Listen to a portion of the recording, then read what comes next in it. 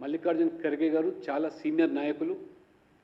ఆ రోజు కాంగ్రెస్ పార్టీ స్వాతంత్రం వచ్చిన తర్వాత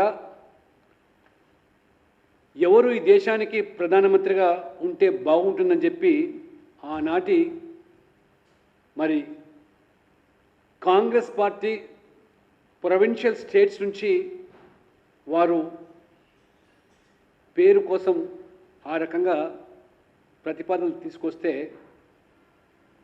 ఆ కాంగ్రెస్ పార్టీలో ఉన్నటువంటి వివిధ ప్రావిన్స్ల యొక్క నాయకులు అందరూ కూడా దాదాపుగా సర్దార్ వల్లభాయ్ పటేలే ఈ దేశానికి మొదటి ప్రధానమంత్రి కావాలి, అప్పుడే దేశం బాగుపడుతుందని చెప్పి ఆ కాంగ్రెస్ పార్టీలో ఉన్నటువంటి నాయకులే ప్రతిపాదిస్తే దానిని కాదని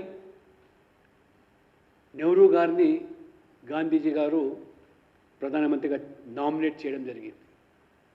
ఒక పార్టీలోనే ప్రజా అభిప్రాయం చూరగొనని వ్యక్తిని ప్రధానమంత్రిగా ఆ రోజు చేస్తే ఈరోజు 140 కోట్ల ప్రజల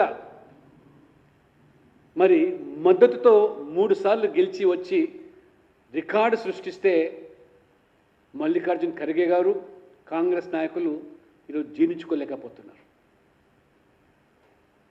ఒక పార్టీ పరంగా ఉన్నటువంటి అభిప్రాయ సేకరణలోనే ఆ రోజు మద్దతు చూరగొన్నటువంటి వ్యక్తి నెహ్రూ గారు అనేది ఈనాటి ముఖ్యంగా యువత తెలుసుకోవాల్సి వస్తుంది.